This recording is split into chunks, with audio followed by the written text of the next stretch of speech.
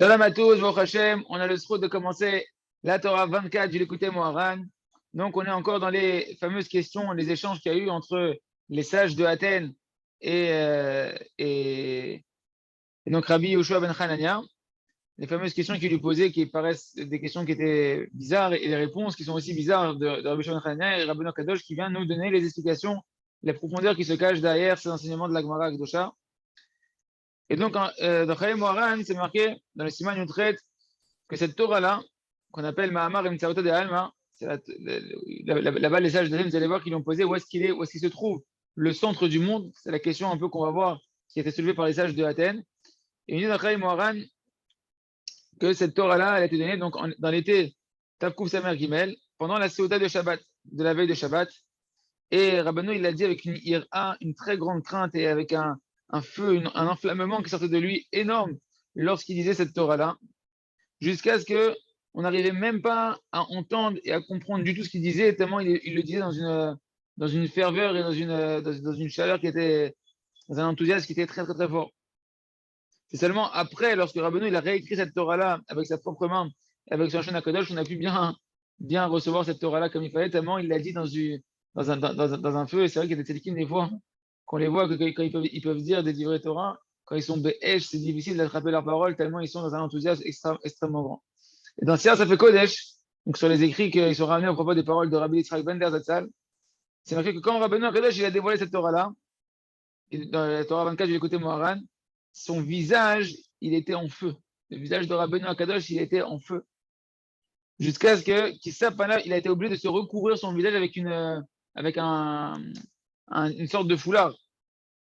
Okay? De telle sorte qu'on ne pouvait pas.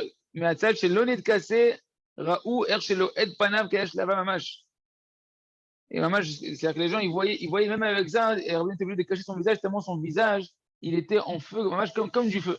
Comme du feu. Ok, les amis, vous avez compris que c'est une Torah de feu. C'est une Torah où il y a du Hesh dedans, Beth Hashem. Et donc, on commence la Torah avec les mots de Rabbeinu HaKadosh, les mots de la Gemara. Amaru lehu. Ils lui ont dit, donc, les sages de Athènes, les Goïm, les sages d'Athènes, ils ont dit à Rabbi Yoshua ben Hanania, Emtsaota de Alma Era. Où est-ce qu'il se trouve le centre du monde? Zakfa letzbaate, Amar leho acha. Il a levé son doigt et il a dit, ici, c'est le centre du monde. C'est la fameuse expression, il se prend pour le nombril du monde. Il a dit, ici, là où je suis moi, ici, là, c'est le centre du monde. Amaroule, ils lui ont dit, Miyemar, prouve-nous. Comment tu peux nous dire comme ça facilement, c'est ici le centre du monde, là où je me trouve? Amar, Aïtou, Ashlou ou Moshrou. Il leur a dit, amenez des cordes, mesurer. C'est pas ce que vous imaginez, c'est mesurer le monde entier, quoi. Et vous allez vous rendre compte que mes paroles, elles sont justes et que c'est bien ici, le centre du monde. Fin de la Gemara, encore mystérieuse, avec des secrets extraordinaires qui sont cachés ici, que Bisrout Rabbeinu HaKadosh, on va commencer à en s'apercevoir. Bien évidemment, comme d'habitude, on ne comprendra pas le lien entre les paroles de Rabbeinu dans ce qui va commencer à dévoiler, mais au fur et à mesure, on réattachera les paroles de Rabbi Nachman aux paroles de la Gemara Akdosha pour comprendre la question des sages d'Athènes et de Rabbi Yoshua ben Hanania. Donc, on commence la haute Aleph de cette Torah merveilleuse du Likutei Moharan. Da, nous dit Rabbeinu, sache que d'après la vérité des vérités, il y a une lumière spirituelle qui est au-delà des éléments de la Neshama qu'on appelle Nefesh, Ruach, Neshama. La Neshama, vous savez, l'âme d'un juif, elle est constituée de cinq parties qui comprennent en elle ces 5 parties. Il y a le Nefesh, le Ruach, la Neshama, la Chaya, Yechida, et chaque, on appelle Ner Nechi. Et chaque élément, Nefesh, c'est un niveau de l'âme, Ruach, c'est un autre niveau de l'âme, Neshama, c'est un niveau encore au-dessus, Chaya, Yechida. Et chaque élément, il contient à l'intérieur de lui les autres éléments. Il y a le Nefesh de Nefesh, Ruach de Nefesh, le Neshama de Nefesh, Chaya de Nefesh, Yechida de Nefesh. Quand on remplit un élément complètement, alors on acquiert un nouveau niveau spirituel d'âme qu'on va appeler Ruach, avec des niveaux à l'intérieur de Nefesh de Ruach, Ruach de Ruach, etc. En tout cas, il nous dit Rabbeinu HaKadosh, sache qu'il y a une lumière qui est au-dessus du niveau du Nefesh et du Ruach et de la Neshama. Et c'est ce qu'on appelle Vehu Or Ensof. C'est la dimension là-bas où on commence à capter la lumière infinie d'Akadosh Baruch Hu. Ve'afalpi she'en hasechel masigoto. Afalpi chen redifa de marshava limirdaf abatre. On dit bien que l'intellect humain, il ne peut pas le saisir. Vous vous rappelez, on avait vu cette fameuse Torah de l'écouter Moran où chacun on a un hors nuit et un hors makif et qu'il y a une lumière qui nous dépasse et qu'on peut essayer à chaque fois d'augmenter pour accumuler un peu une lumière qui nous dépasse, qui est infinie par rapport à nous. Donc il nous dit ici il nous dit bien que véritablement cette lumière infinie d'Hachem, elle est insaisissable par l'intelligence humaine. Malgré tout, la pensée, elle va constamment être en poursuite pour essayer d'attraper un peu de cette lumière infinie, de pouvoir essayer de la capter, essayer de la saisir, essayer de l'entreapercevoir. Et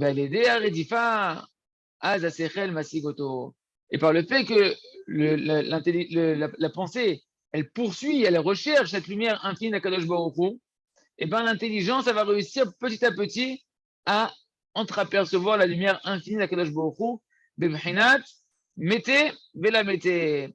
Dans quelle dimension? Ce ne sera pas une dimension totale. Le cerveau ne pourra pas capter totalement cette lumière-là, mais par le fait qu'on est en recherche et qu'avec sa pensée, on cherche à se rapprocher d'Akadosh Baruch Hu, à cette lumière infinie d'Hachem, eh ben, on va pouvoir toucher et pas toucher cette lumière infinie, c'est-à-dire la côtoyer un petit peu et devoir repartir en arrière, et la côtoyer un petit peu, devoir repartir en arrière, s'unir avec elle et repartir en arrière sans véritablement pouvoir la saisir.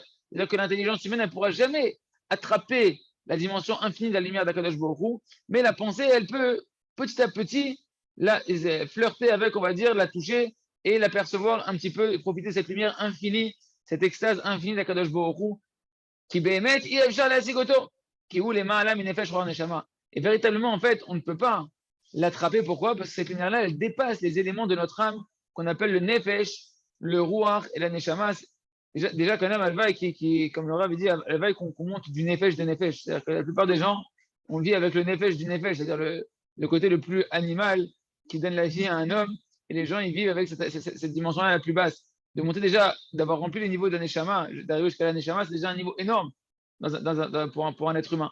Et comme cette lumière-là de Ensof, elle est au-delà de tout ça, donc c'est quasiment impossible pour nous de pouvoir l'apercevoir. Donc on peut juste chercher à s'en rapprocher et à chaque fois un peu plus la connaître, mais sans pouvoir véritablement la saisir. Et donc dans les prochains paragraphes, Rabbeinu va nous expliquer comment on va faire pour pouvoir justement attraper cette lumière-là, comment on va pouvoir être dans cette dimension, au moins de la toucher sans la toucher, et de pouvoir la côtoyer, cette lumière infinie d'Akadosh Baruch Hu. Et là, on va rentrer dans du concret. Il nous dit Rabbeinu, Veda, she'i efshar la'esigoto, afilu b'bchinat mate vela mate, ela al yedei asiyat hamitzvot besimcha. Ki al yedei simchat hamitzvah, nishlam hakdusha u'ma'ale achilut v'hakdusha shebaklipot. Que dit Rabbeinu, et sache. Je sais pas que Rabbeinu, quand il dit sage, c'est que c'est pas des chidushim de Rabbeinu, c'est que lui, il voit la vérité. Il voit la vérité, il dit voilà, sache comment est la vérité. Dans le Olam Hatzilut, tout là-bas, c'est mamash, la Torah qui sort de là-bas, c'est une Torah qui n'a pas de filtre, c'est une Torah qui est émette, la mita. Il dit, sache que c'est impossible de pouvoir entreapercevoir cette lumière-là infinie d'Akadosh Baruch Hu. Même dans la dimension de la toucher sans la toucher, c'est-à-dire même la dimension la plus faible de pouvoir attraper cette lumière infinie d'Akadosh Baruch Hu, c'est la seule possibilité de commencer à l'entreapercevoir, c'est en faisant les mitzvot dans la joie. Plus tu vas réussir à faire les commandements d'Hachem, le Ratzon Hachem dans la joie, et plus tu vas, il nous dit Rabbeinu, Nishlam Akdusha.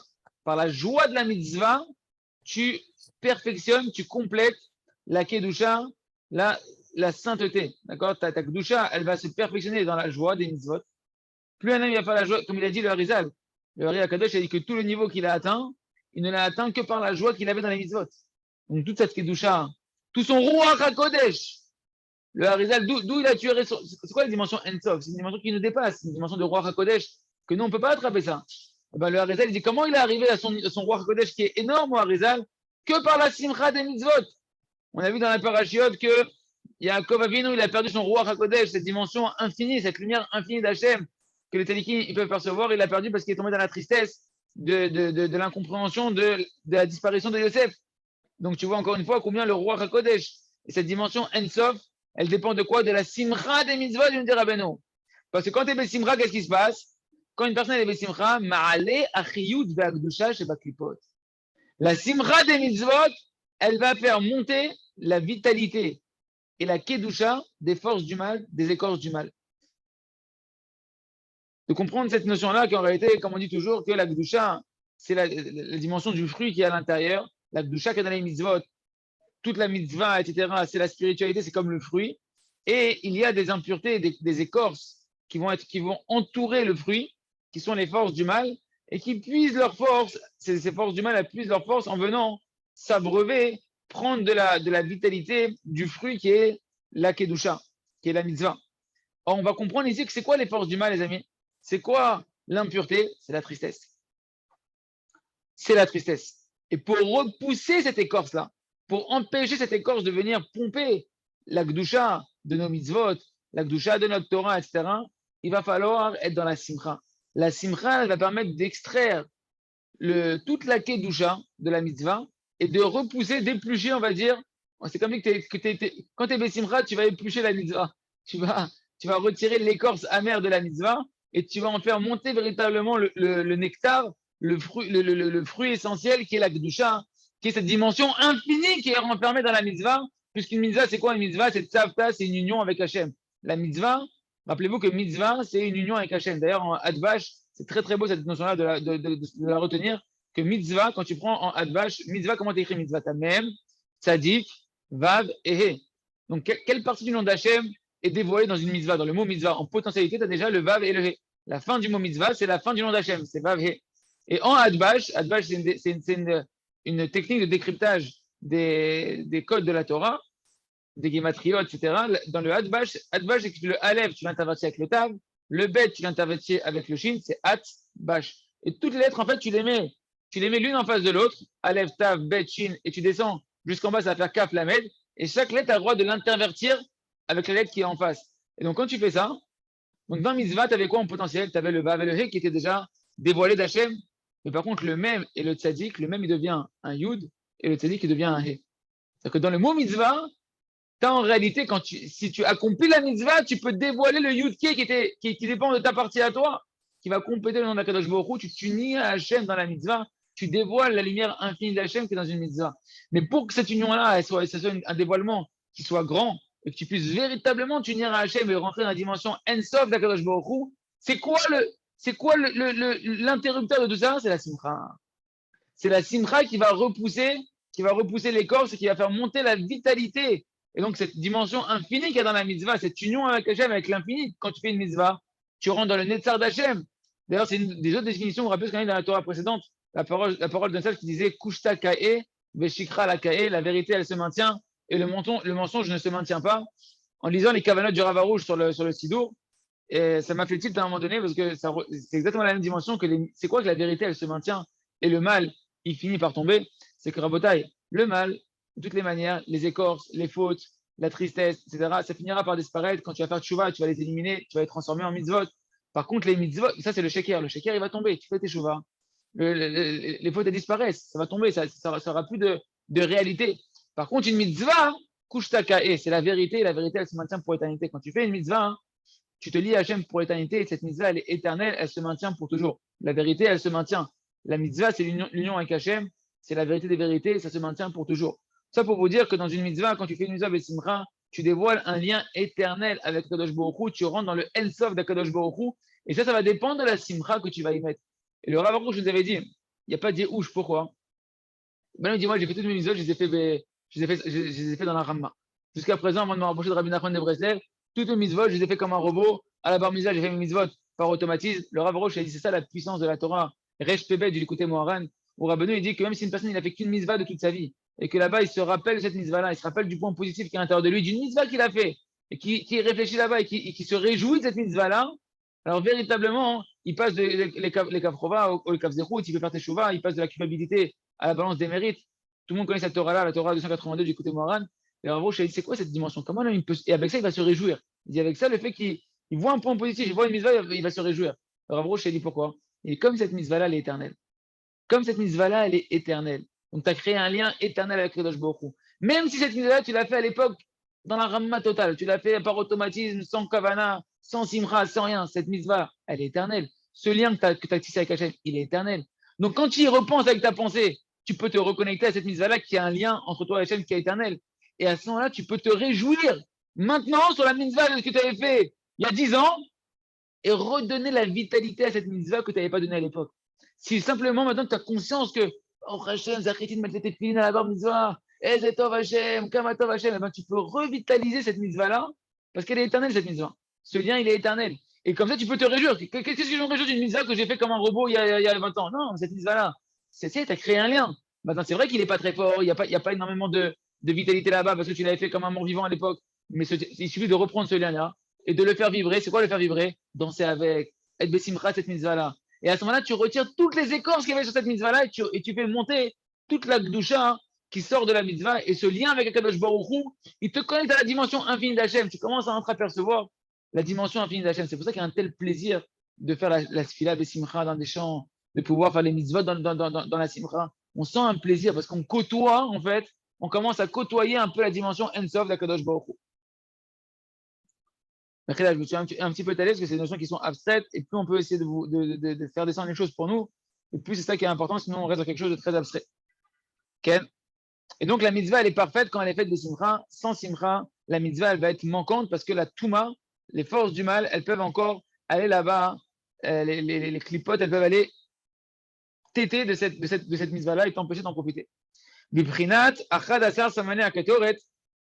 Et donc cette dimension de faire monter le bien du mal, de faire monter la gdusha des forces du mal, d'extraire le bien et de faire tomber, d'éplucher, on va dire un petit peu, le mal qui était autour des mitzvot, c'est la même dimension que les 11 ingrédients qu'on met dans la ketoret. Vous savez que dans la Beth Amikdash, on faisait la ketoret, il y avait 11 ingrédients, 11 épices qu'on mettait, qu'on allait concasser, il y avait une famille là-bas, dans la Beth Amikdash, qui avait la recette de cette ketoret-là, et les Aftinas, je crois, j'ai oublié leur nom, et là-bas, ils faisaient une recette que quand tu faisais brûler sur l'autel ces encens-là, ces épices, et ben la composition, elle générait une odeur extraordinaire avec une fumée qui montait tout droit. D'ailleurs, c'était un des nez, cette fumée-là, elle montait tout droite et elle allait donner un plaisir extraordinaire à Kadosh Baruch Hu, une satisfaction extraordinaire à Kadosh Baruch Hu qui adoucissait toutes les rigueurs, comme on voit avec Noah quand il a fait les sacrifices, qu'Hachem il a senti l'odeur du sacrifice de Noah après le déluge. Et Hachem, il a dit qu'il ne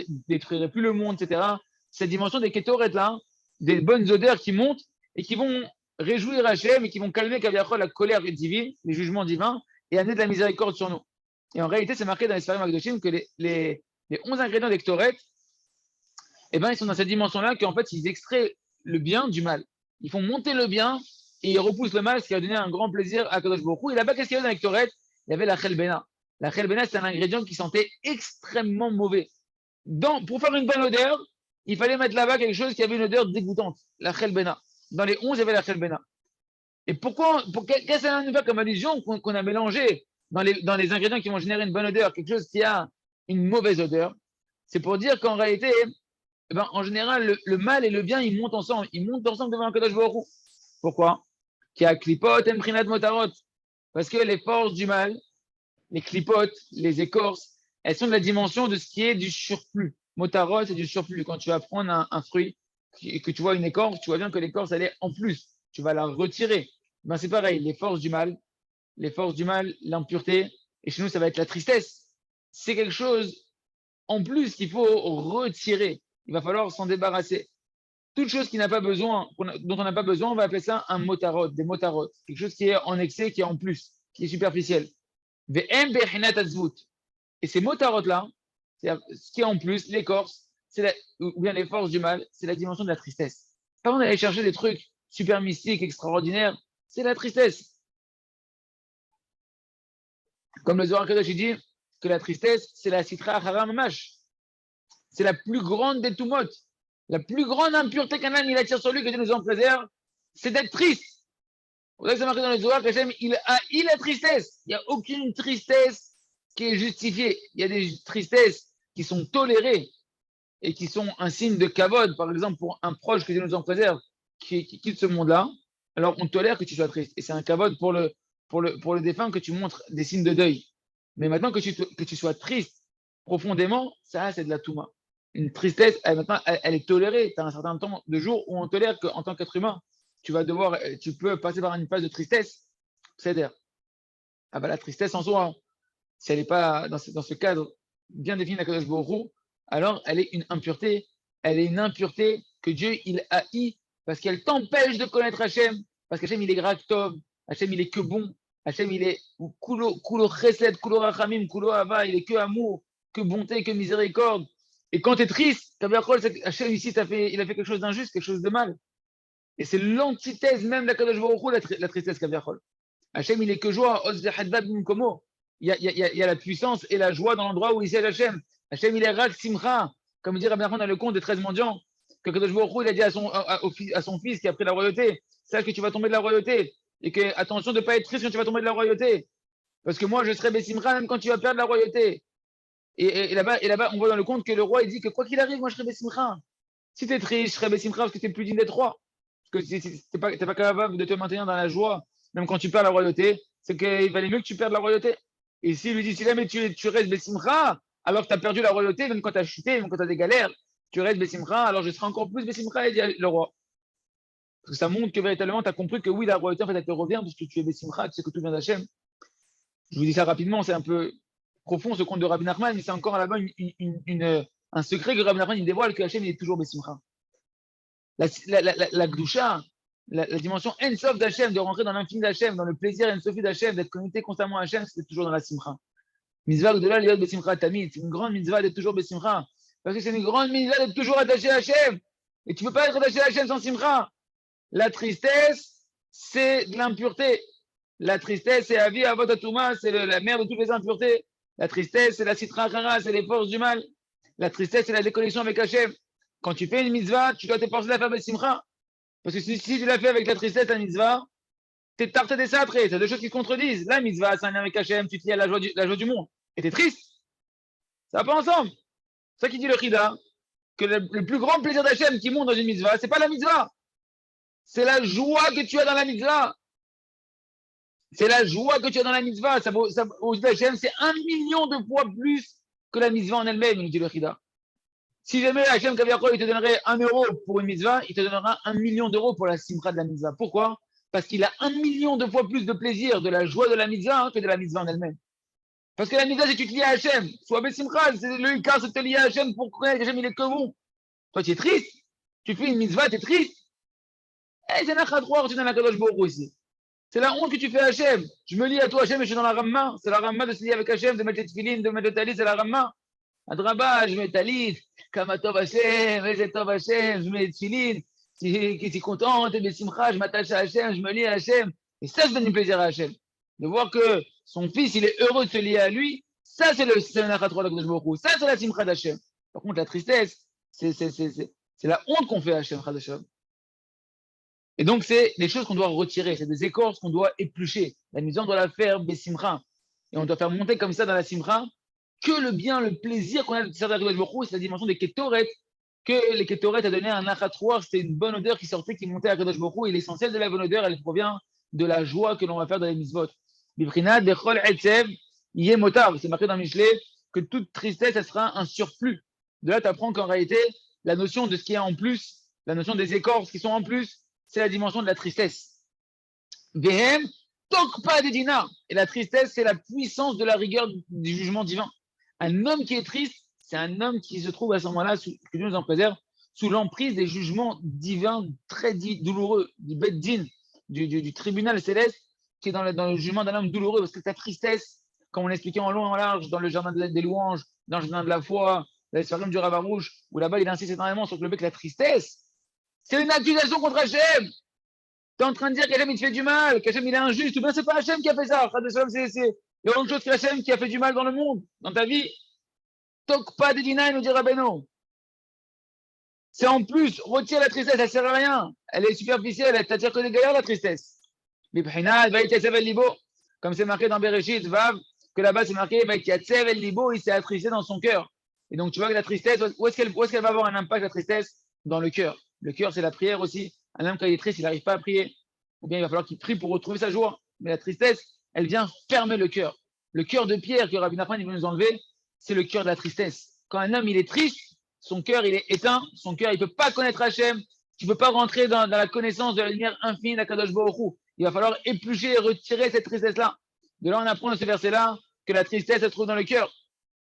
Et donc, écrase les shalom, quand un homme, il est triste, qui s'appelle qu'il y a, il y a toutes les rigueurs, que Dieu nous en préserve, toutes les rigueurs du Beddin céleste, du tribunal céleste, elles sont sur un homme quand il est triste. Il faut se débarrasser de la tristesse au plus vite, il faut l'éplucher au plus vite la tristesse. Toutes sortes de conseils, voir les points positifs, se mettre à chanter, se mettre à danser, faire des grimaces, Baïkar, demandez la Emouna, demande la Emouna que tout est pour le bien, que tout vient d'Hachem, demande la Emouna que Dosh Borou. Et comme ça, à travers les conseils de Rabbi Nachman, on va retrouver notre simcha. Mais c'est très très important. Il nous dit Rabbi de l'autre côté, et même Veikara Simcha, il va lève. Et l'essentiel de la joie, où est-ce qu'elle se trouve aussi l'essentiel de la joie? Elle est dans le cœur. Le cœur, c'est l'endroit des émotions, l'endroit de l'amour qui va s'exprimer là-bas. Est-ce que j'aime Hachem? Est-ce que je sais qu'Hachem il m'aime? Est-ce que dans mon cœur, je ressens l'amour d'Hachem ou je ne ressens pas l'amour d'Hachem? Si dans mon cœur, je ressens l'amour d'Hachem, alors je suis Bessimcha. Mon cœur, il est heureux. Si dans mon cœur, je ne ressens pas l'amour d'Hachem, alors je suis triste. Et c'est ce qu'on va expliquer, Rabotai, extraordinaire, ce qu'on va dire ici, que toute la dimension du cœur, c'est la dimension de la Shrina. La présence divine. On parle de la Shrina du matin au soir, on te parle de la Shrina, Hachem Yechou, Kushav Yechou, Shinte. On va venir Hachem et sa Shrina. C'est quoi venir Hachem et sa Shrina? C'est que tu vas venir Hachem dans ton cœur. Tu vas faire venir Hachem dans ton cœur. La Shrina, elle doit être dans ton cœur. C'est quoi la Shrina dans ton cœur? Est-ce que tu es Bessimcha ou tu n'es pas Bessimcha quand tu sers Hachem? Est-ce que tu es Bessimcha quand tu es Bessimcha, la Shrina est dans ton cœur? Comme c'est marqué, il dit, d'où tu vois que le cœur et la simra, ça va ensemble, c'est marqué, tu as mis la joie dans mon cœur, dans tes Elim 4, là-bas c'est marqué, tu as mis la joie dans mon cœur. Donc tu vois que la joie, elle est aussi dans le cœur. On a un verset qui nous dit que la tristesse, elle est dans le cœur. Un verset qui dit que la joie, elle est dans le cœur. Donc le cœur est le siège des émotions, de la joie et de la tristesse. Or, on sait que c'est marqué dans Parashat Teruma, Beshachanti Betocham, et je vais construisez-moi le Mishkan, le Beth Amikdash portatif dans le désert, afin que je puisse résider en eux. Et Chachamim de nous dire, c'est quoi en eux? Dans le cœur de chacun des Ben Israël. Hachem, il veut résider dans ton cœur. Il ne veut pas résider dans un mur de pierre. Il n'en a rien à faire de la maison en pierre, du Beth Amikdash à Kadosh Baruch Hu. C'est juste une image pour les enfants, le Beth Amikdash. Kadosh Baruch Hu, le Beth Amikdash est dans le cœur, dans ton cœur à toi. Et c'est quoi qu'Hachem est dans ton cœur? C'est quoi que tu es en galoute? Que la Shrina, elle est en galoute?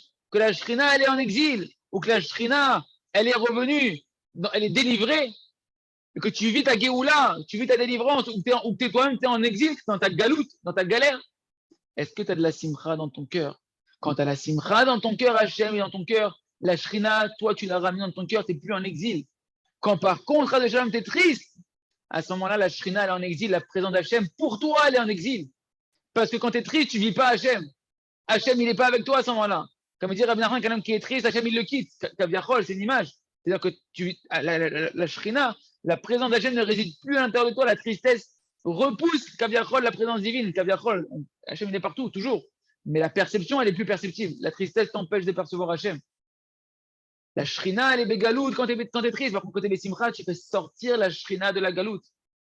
Minsa, la shrina, elle prinat lev.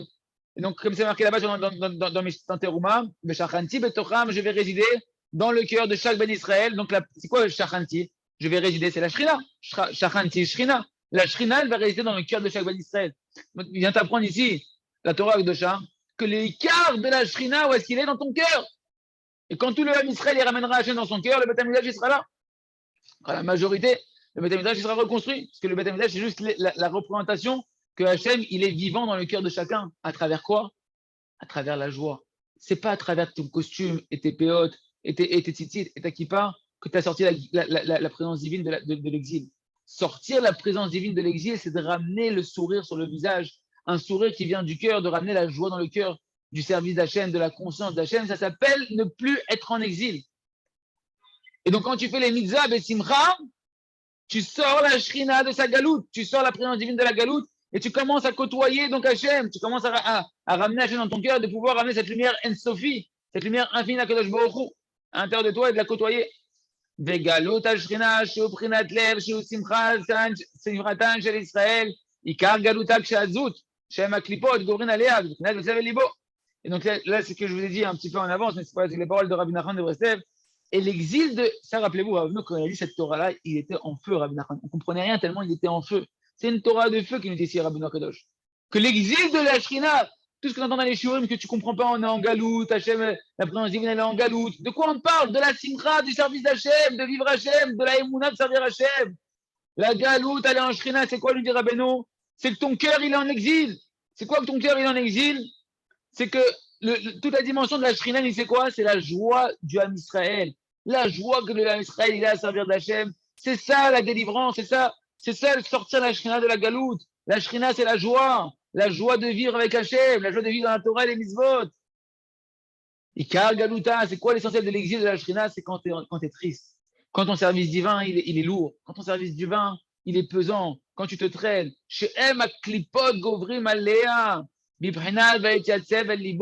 Quand une personne est triste, il recouvre la présence divine, la Shrina d'écorce. D'écorce qui empêche de voir le fruit merveilleux et la douceur extraordinaire qu'il y a dans la présence divine. Et à ce moment-là, c'est la dimension qu'on a dit du verset d'avant. Son cœur, il s'est attristé. Lorsque le cœur d'un homme il est triste et qu'il n'est pas joyeux, c'est ça l'exil de la Shrina. Comme c'est connu, c'est marqué dans la Gemara de Char, que la Shrina, la présence divine, elle ne peut résider que dans la joie. Quand on était au Beth Amikdash, à Sukkot, qu'on faisait Simchat Bet HaShoeva, que les sages d'Israël les allaient puiser, Simchat Bet HaShoeva, la joie, Simchat Bet HaShoeva, qu'on allait puiser dans la maison. On allait au Beth Amikdash, dans la maison d'Hachem, pour aller puiser dans la joie, quoi? Le roi HaKodesh. La dimension Ensof d'Hachem. D'ouvrir les yeux, de voir Hachem, qui a rien hormis Hachem. Que les yeux d'un Neshama ils s'ouvrent, de pouvoir côtoyer la douceur, l'extase, de connaître, de s'inclure dans la dimension Ensofi d'Akadosh Baruch Hu. Et ça, la Shrina, les amis, elle ne réside que dans la joie. Yaakov Avinu, c'est le grand message de Yaakov Avinu qui nous a laissé. Israël, il s'appelle Yaakov. Israël, c'est Shir El. Yachar El, c'est les mêmes lettres que chanter à Hachem et être connecté à Hachem. Israël, c'est celui qui chante à Hachem constamment et qui est constamment par sa chanson, par sa simra, constamment connecté à Hachem. Et Israël, Yaakov Avinu, quand il a perdu sa joie par l'incompréhension, une question sur Hachem, pourquoi Yosef il a disparu, c'est incompréhensible. Ah, tu as des questions sur Hachem, tu te remets en question sur Hachem, Kaviachol. On n'est rien pour parler sur Yaakov Avinu, mais c'est pour grossir les choses, pour les comprendre. Ah, tu déconnes, t'as entaché ta émouna en Akadosh Baruch Hu. À cause de ça, t'es triste. La Shrina, elle s'en va. La présence divine, elle s'en va. Le roi HaKodesh, il s'en va. 22 ans, Yaakov, il n'a plus de roi HaKodesh. Il n'est plus dans la dimension En-Sofit d'Akadosh Baruch Hu. Et à ce moment-là, c'est le Tokef Adin, c'est la rigueur qui se met sur un homme qui nous en préserve, les galères qui s'abattent sur un homme. Comme c'est marqué que les klalotes, les malédictions, dans la Torah, elles sont venues. Pourquoi les malédictions elles viennent sur un homme, les pires des malédictions? C'est pas parce qu'ils ne servent pas à la Torah, parce qu'ils ne servent pas à Hachem dans les Torah et les mitzvot avec joie. Avec joie. La rigueur, c'est pas que tu fais la Torah et les mitzvot. Adraba, pire, un bonhomme qui ne fait pas la Torah et les mitzvot, il ne connaît pas encore, il n'a même pas commencé, il ne comprend rien, c'est un bébé encore qui ne sait pas réfléchir. Mais au contraire, celui qui fait Torah et mitzvot et qui est triste, et c'est quelle honte pour Hachem. Tu as le srou de connaître Hachem, tu as le srou de pouvoir te lier à Hachem, et tu es triste. C'est la honte pour Hachem, ça éveille des rigueurs sur l'âme Israël et sur nous-mêmes que nous en préserve. Pour ça que c'est une grande mise de toujours Bessimra. Et c'est pour ça que c'est une grande avéra d'être triste. C'est une grande avéra d'être triste. Donc si c'est une grande avéra d'être triste, c'est une grande faute, ça amène des grands problèmes sur un homme d'être triste. Donc tu as un grand problème si tu es triste. Il faut que tu te secoues pour être Bessimra. Il faut que tu étudies le Chok Emouna, que tu étudies Sifrei Rabbeinu, que tu fasses Idbo des doutes, que tu cries à Hachem d'avoir de la Emouna pour faire les misotes Bessimra. Et ça va t'amener toutes les brachot sur toi. Parce qu'au contraire, quand tu es Bessimra, on dirait, celui-là, Baruch Hashem, il accomplit le but de la création du monde. Baruch Shamar Vayaolam, il loue celui qui a créé le monde. Celui-là, il revient toutes les récompenses. C'est pour ça qu'on a créé le monde, pour qu'il y ait des bonhommes qui viennent ici, qui ont conscience qu'ils sont créés par Hachem, qui cherchent à connaître Hachem et qui sont heureux, qui disent Hachem, Khatak Hachem, t'as réussi Hachem. Quand on est à Ouman, qu'on tape les mains, quand on dit Melech Hakadosh, pourquoi on a des mains? Parce qu'on applaudit Hachem, on est conscient qu'Hachem, c'est Melech. Hachem, sa Torah, elle est bonne, ses mitzvot, elles sont bonnes. C'est un chitov que tu as créé le monde, c'est un chitov que tu m'as créé, Hachem, c'est ce qu'il y avait de mieux. Merci Hachem que tu me fais plaisir de te connaître. Ah, celui-là, il amène toutes les brachot sur lui. Par contre, le bonhomme, il dit qu'on connaît Hachem, qu'il sait qu'Hachem il a créé le monde. Et il sert Hachem et il est triste du matin au soir. Celui-là, on dit, mais t'as pas honte, t'es en train de faire comme si Hachem il a fait son monde. Il a donné une Torah et des mitzvot pour te faire souffrir, pour qu'elle soit un poids, une pesanteur sur toi. Vezé où, il dit Rabbeinu, que la Tida Vokar HaMashiach, chez tout Israël Magalout, Tiv, qui Besimchat, etc. Le prophète Échaïa, il nous dit, chapitre 55, que quand Mashiach il va venir, le Ham Israël va sortir de l'exil. C'est quoi que le Ham Israël il va sortir de l'exil, les amis? C'est marqué, le prophète il dit, par la joie ils sortiront de l'exil. Sortir de l'exil, c'est sortir de la rama, sortir de la tristesse, de la mélancolie, du désespoir, Sortir de ça, c'est ça, être en Géoula. Tu veux amener ta délivrance, cherche à être Bessimcha. Ou Bishvil Ze, Shalede Aktoret, Ma'alin Ma'aklipot, Riyutam, Ktiv Baem, Ktoret, Yesamach Lev. Et justement, c'est pour ça que la Ketoret, où là-bas il y avait un mélange du bien et du mal, et finalement on arrivait à travers la Ketoret, quand on faisait monter ce mélange-là, où il y avait aussi du mal à l'intérieur, extraire le bien et faire monter le bien vers Akadosh Baruch Hu, et retirer du mal toute sa vitalité pour en faire sortir l'essentiel de la vitalité qui est renfermée dans la mitzvah et dans les mitzvot, qui est la joie de servir Akadosh Baruch Hu. C'est pour ça que sur les Ketoret, c'est marqué Ketoret Yesamach Lev. La Ketoret, elle réjouit le cœur, nous dit Shlomo Amer dans Michelet. La Ketoret, c'était une réjouissance du cœur. Mais du cœur de qui? Déjà d'Akadosh Baruch Hu Kaviyachol. Kaviyachol, c'est une simcha à Akadosh Baruch Hu, parce que tu es en train de quoi? Tu es en train de sortir la vitalité de l'impureté par ta simcha. La Ketoret, c'est le symbole de ta simcha. Le symbole que tu as de la joie dans le service de la Torah et des mitzvot, que tu vas extraire le mal et tu vas faire monter le bien vers Akadosh Baruch Hu dans ta joie. Et ça va donner un plaisir extraordinaire à Akadosh Baruch Hu. Parce que c'est ça la perfection de la Shrina, de la présence divine. C'est quand elle revient de son exil, quand elle sort de la tristesse, quand le service divin il sort de la tristesse pour venir résider dans le cœur de chacun. Le cœur, c'est la Shrina. Le cœur, comme c'est marqué, j'ai sauté là-haut dans les commentaires du Ravarouche, mais c'est marqué ici, Moshe Katouf, Lev Yerushalayim. La Shrina, elle s'appelle le cœur. Le cœur de Yerushalayim, Yerushalayim, c'est la Shrina. Le cœur de Yerushalayim, c'est que la Shrina, elle s'appelle le cœur. C'est pour ça que quand on fait la Tfila, la Hamida, on doit diriger sa prière, on doit diriger son cœur, vers Israël, vers Yerushalayim, vers le Beth Amikdash, vers le Kodesh Kodashim, parce que le cœur, c'est la Shrina. C'est quoi le Beth Amikdash, le Kodesh Kodashim? C'est dans le cœur. On veut que ton cœur, tu rentres de plus en plus profondément dans l'union avec Hachem.